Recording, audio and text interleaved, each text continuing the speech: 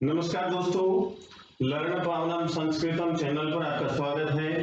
दोस्तों, हमने तृतीया विभक्ति करण कारक से संबंधित वाक्य बनाना सीखा था। आज हम चतुर्थी विभक्ति संप्रदान कारक से संबंधित वाक्यों का निर्माण करना सीखेंगे। संस्कृत संभाषण के अंतर्गत ये बहुत ही महत्वपूर्ण वाक्य हैं। तो आइए साथियों प्रारंभ करते हैं। जैसे चतुर्थी विभक्ति के बारे में समझेंगे हम। चतुर्थी विभक्ति सामान्य रूप से चतुर्थी विभक्ति और कारक कौन सा होता है? संप्रदान कारक। इसका चिन्ह क्या होता है साथियों? को या के लिए। के लिए, को या के लिए इसका चिन्ह होता है। हम वाक्य बनाते हैं। जैसे आप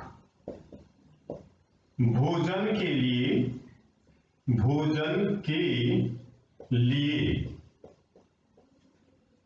घर जाते हैं।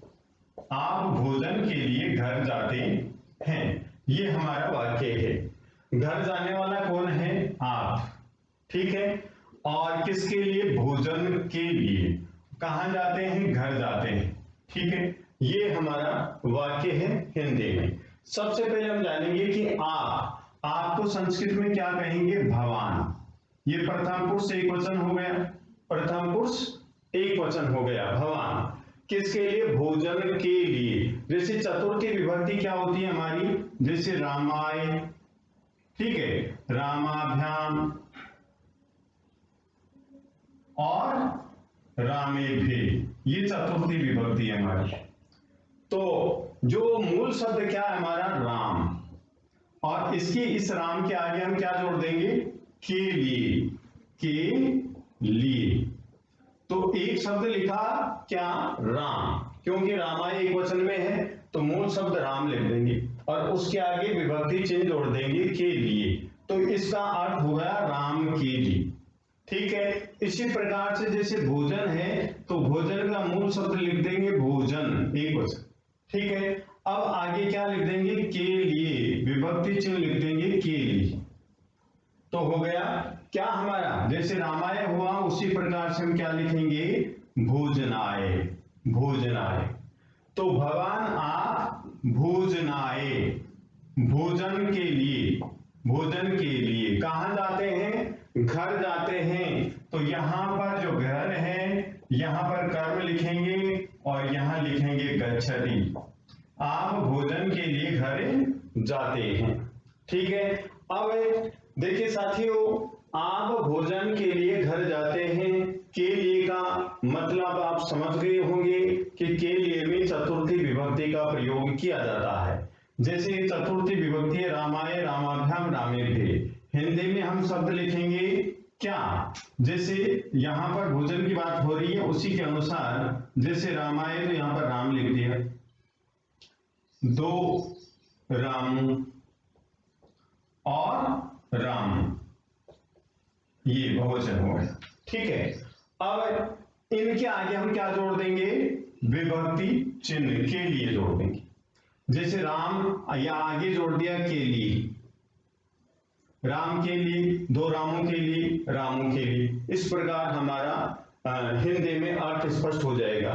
तो राम के लिए शब्द के लिए, राम के लिए, इसके लिए क्या शब्द यूज करेंगे? संस्कृत का रामाय, राम के। दो रामों के लिए रामाभ्याम, बहुत सारे रामों के लिए रामेभ्य। उसी प्रकार भोजन के लिए भोजनाय। ठीक है। तो भवान भोजनाय गृहम गच्छति, आप भोजन के लिए घर जाते हैं। ठीक है। ये हमने जान लिया। अब देखिए इसी शब्द के माध्यम से हम सभी वो पुरुषों का ज्ञान प्राप्त करेंगे। कैसे? मान लीजिए यहां पर भवान है और यहां पर लिख दिया गया क्या कि स्त्रीलिंग में भवती लिख दिया, तो संस्कृत में क्रिया पर कोई प्रभाव नहीं पड़ेगा। आप भोजन के लिए घर जाती हैं, ये वाक्य बन जाएगा। ये वाक्य बन जाएगा। केवल भवती हमें लिखना है। भवती स्त्रीलिंग है, आप भोजन के लिए घर जाती हैं। संस्कृत में यही चेंज होगा। ठीक है, अब नेक्स्ट मान लीजिए हम लिखते हैं यहां पर से का मतलब वह भोजन के लिए घर जाता है, कोई चेंज नहीं हुआ, केवल से चेंज हुआ। से प्रथम पुरुष एकवचन है, प्रथम पुरुष एकवचन की क्रिया का प्रयोग किया गया है, वह भोजन के लिए घर जाता है। ठीक है, अब नेक्स्ट लिखते हैं कि वे दोनों भोजन के लिए घर जाते हैं, तो क्या लिखेंगे, तब वे दोनों किसके लिए, भोजन के लिए, भोजनाय। कहां जाते हैं, घर, तो लिखेंगे गृहम और लिखेंगे गच्छते। द्विवचन लिखेंगे क्योंकि प्रथम पुरुष द्विवचन है, तो प्रथम पुरुष द्विवचन की क्रिया का प्रयोग करेंगे। तो वे दोनों भोजन के लिए घर जाते हैं। ठीक है, नेक्स्ट वे सब भोजन के लिए घर जाते हैं, ते भोजनाय गृहम गच्छन्ति। ते भोजनाय गृहम गच्छन्ति, वे सब भोजन के लिए घर जाते हैं। ते भोजनाय, वे सब भोजन के लिए गृहम गच्छन्ति, घर जाते हैं। ये वाक्य बन गया।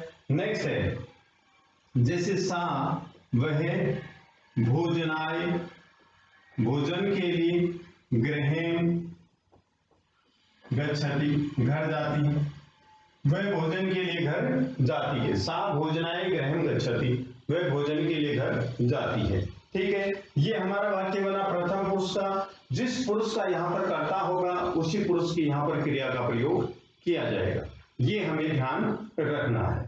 ठीक है, नेक्स्ट सेंटेंस और लाइए।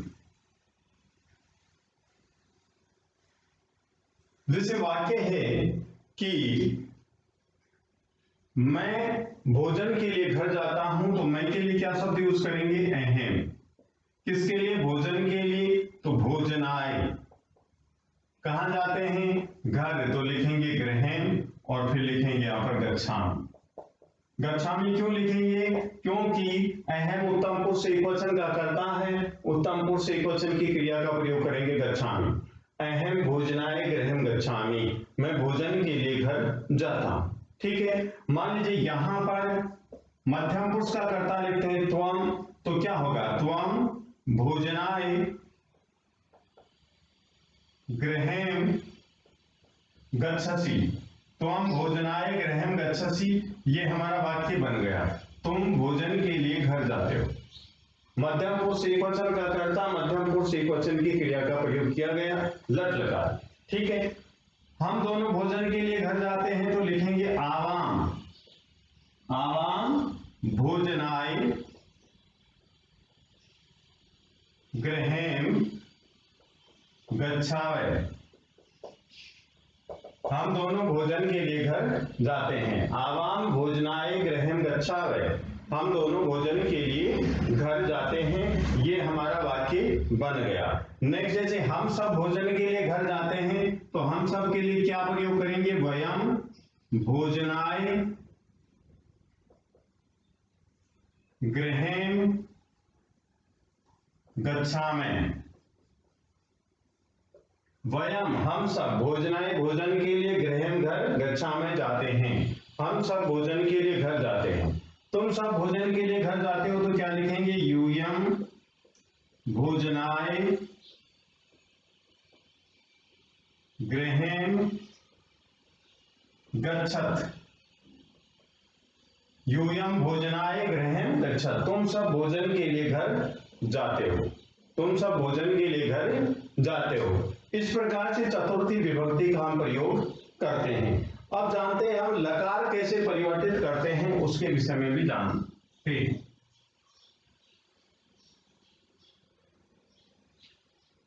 जैसे बालक भोजन के लिए घर जाता है, बालक भोजनाय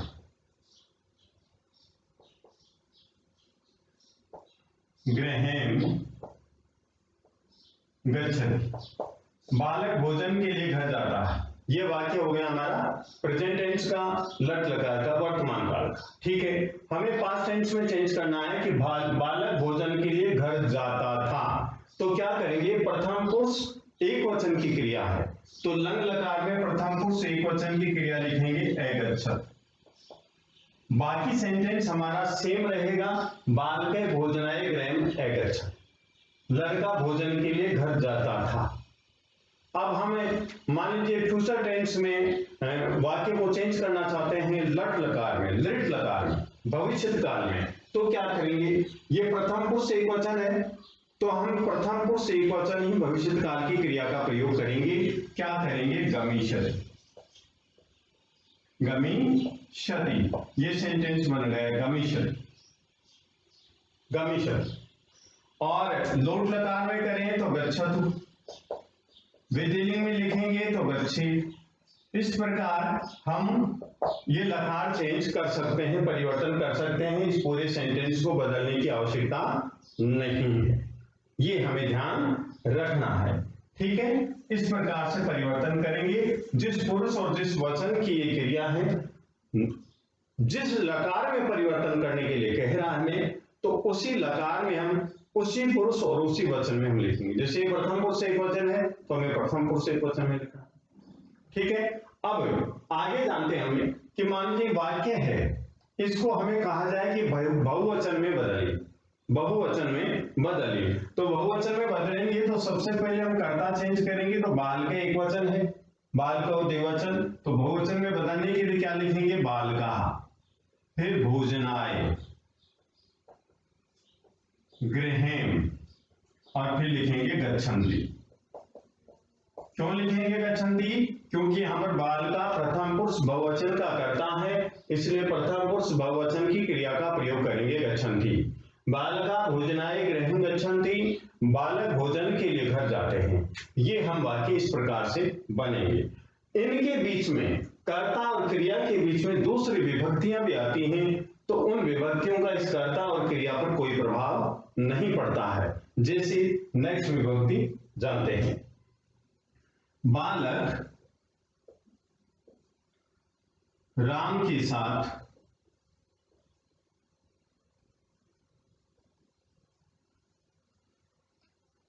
पढ़ने के लिए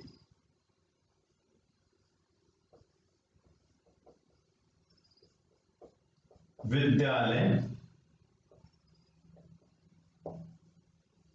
में जाता है। अब यहां पर देखेंगे कि यहां पर जो बालक है प्रथम पुरुष एकवचन है, तो लिखेंगे हम प्रथम पुरुष एकवचन बालक है। किसके साथ जाता है? राम के साथ। ये हमने पिछली वीडियो में जानी, राम के साथ, तो तृतीया विभक्ति का प्रयोग करेंगे। क्या लिखेंगे? रामेण तृतीया विभक्ति, और फिर लिखेंगे से। इसका मतलब हो गया राम के साथ। बालक है रामेण से, बालक राम के साथ पढ़ने के लिए, तो यहां पर पठन शब्द में चतुर्थी विभक्ति लगाएंगे, पठना है, पढ़ने के लिए। विद्यालय में विद्यालय जाता है, सॉरी, विद्यालय जाता है, तो विद्यालय में हम लगाएंगे कर्म कारक विद्यालयम और लिखेंगे गच्छति। ये हमारा वाक्य बन गया। क्या? बालके रामेण सह पठनाय विद्यालयम गच्छति, बालक राम के साथ पढ़ने के लिए विद्यालय जाता है। ये हमारा वाक्य बना। तो साथियों, यहाँ पर तृतीया विभक्ति का प्रयोग किया गया है, यहाँ पर चतुर्थी, यहाँ पर द्वितीया विभक्ति का प्रयोग किया गया है। तो देखिए, यहाँ पर जो कर्ता हमारा प्रथम पुरुष एकवचन है, तो क्रिया प्रथम पुरुष एकवचन की आएगी, चाहे इनके बीच में कोई भी विभक्ति आए। उन विभक्तियों का कर्ता और क्रिया से कोई लेना देना नहीं है। ठीक है, ये हम यहां तक बात सीख गए। अब नेक्स्ट बात हमारी आती है को का प्रयोग। जैसे कर्ता ने कर्म को, कर्म में भी को आता है और चतुर्थी विभक्ति में भी को के लिए आता है। तो इनमें डिफरेंस क्या है, इनमें अंतर क्या है, कैसे इनका प्रयोग करेंगे? तो साथियों, आपने सुना होगा कि कोई भी वस्तु किसी को दी जाती है, दान स्वरूप दी जाती है या पुरस्कार स्वरूप दी जाती है, तो वह वस्तु वापस नहीं ली जाती है। जो भी वस्तु हम किसी को देते हैं और वापस नहीं लेते हैं, तो जिसको दी जाती है उसमें चतुर्थी विभक्ति का प्रयोग किया जाता है। वहां पर ये को शब्द का प्रयोग किया जाता है। जैसे राजा ने ब्राह्मणों को वस्त्र दी। देखिए, राजा ने ब्राह्मणों को वस्त्र दिए, वस्त्र दिए, ये वाक्य है। तो राजा ब्राह्मणों को वस्त्र दे रहा है तो वापस नहीं ले, क्योंकि दान स्वरूप दे रहा है, तो जिसको वस्त्र दिया जाता है, ब्राह्मणों को वस्त्र दिया, तो इसमें चतुर्थी विभक्ति का प्रयोग किया जाएगा। और यहां पर को, देखिए को कारक चिन्ह का प्रयोग किया गया, ठीक है। यहां पर आप कर्म कारक का प्रयोग नहीं करेंगे। यदि कर्म कारक का प्रयोग करेंगे तो आपका ये वाक्य गलत हो जाएगा। जो वस्तु किसी को दी जाती है वापस नहीं ली जाती है, वहां पर चतुर्थी विभक्ति संप्रदान कारक का प्रयोग किया जाता है, और जिसको वस्तु दी जाती है उसमें संप्रदान आता है। देखिए वाक्य देखते हैं, राजा ने, तो यहां पर आप राजा भी लिख सकते हैं और नृपय भी लिख सकते हैं, भूपति भी लिख सकते हैं, ठीक है। तो राजा ने किनको, ब्राह्मणों को, बहुत सारे ब्राह्मणों को, तो यहां पर क्या लिखेंगे हम, चतुर्थी विभक्ति बहुवचन, ब्राह्मणाए चतुर्थी विभक्ति एकवचन, ब्राह्मणाभ्याम चतुर्थी विभक्ति द्विवचन, ब्राह्मणेभ्ये चतुर्थी विभक्ति बहुवचन। तो यहां पर यूज करेंगे ब्राह्मणेभ्ये, ब्राह्मणेभ्ये वस्त्राणि। अयच्छत्, अयच्छत् देने वाला कौन है, राजा, प्रथम पुरुष एकवचन है, और प्रथम पुरुष एकवचन की क्रिया का प्रयोग किया गया अयच्छत्। अयच्छत् का प्रयोग क्यों किया गया, क्योंकि वाक्य लंग लकार में है, भूतकाल में है। राजा ने ब्राह्मणों को वस्त्र दिए, राजा ब्राह्मणेभ्ये वस्त्राणि अयच्छत्, राजा ने ब्राह्मणों को वस्त्र दिए। तो ये वाक्य बना हमारा चतुर्थी विभक्ति में। तो जो वस्तु किसी को दी जाती है वापस नहीं ली जाती है, वहां पर चतुर्थी विभक्ति का प्रयोग किया जाता है। मुख्य अतिथि ने बालकों को पुरस्कार वितरण की। देखिए मुख्य अतिथि ने बालकों को पुरस्कार वितरण की। मुख्य अतिथि ने बालकों को पुरस्कार वितरण किए। पुरस्कार वितरण करने वाला कौन है, मुख्य अतिथि।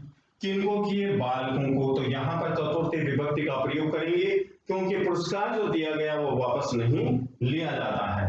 पुरस्कार वितरणम और फिर किए लंग लकार में हम वाक्य बनाएंगे। तो यहां पर लिखेंगे मुख्य अतिथि, मुख्य अतिथि, ठीक है। मुख्य अतिथि ने बालकों को, बहुत सारे बालकों को, तो बालकाए चतुर्थी विभक्ति एकवचन, बालकाभ्याम द्विवचन, और बालकेभ्ये बहुवचन। तो यहां पर लिखेंगे बालकेभ्ये, बालकों को पुरस्कार वितरणम अकरोत्, अकरोत् लंग लकार में। मुख्य अतिथि ने बालकों को पुरस्कार वितरण किए। तो यहां पर पुरस्कार वितरण किनको किए, बालकों को। यहां पर चतुर्थी विभक्ति का प्रयोग किया जाएगा। यदि आप लिख देते हैं बालकान, बालकों को द्वितीय विभक्ति, तो ये गलत मानी जाएगी, क्योंकि मुख्य अतिथि पुरस्कार दे रहा है तो वापस वो पुरस्कार नहीं लिया जाता है। तो समझ गए होंगे साथियों, के लिए के अर्थ में चतुर्थी विभक्ति और को के अर्थ में चतुर्थी विभक्ति का प्रयोग किया जाता है जब कोई वस्तु दान स्वरूप, भेंट स्वरूप, पुरस्कार स्वरूप दी जाती है और वापस नहीं ली जाती है। जिसको दी जाती है उसमें चतुर्थी विभक्ति का प्रयोग किया जाता है। तो विद्वान साथियों, यदि आपको ये वीडियो पसंद आया तो आप लाइक कीजिए, शेयर कीजिए, कमेंट कीजिए, सब्सक्राइब कीजिए। धन्यवाद।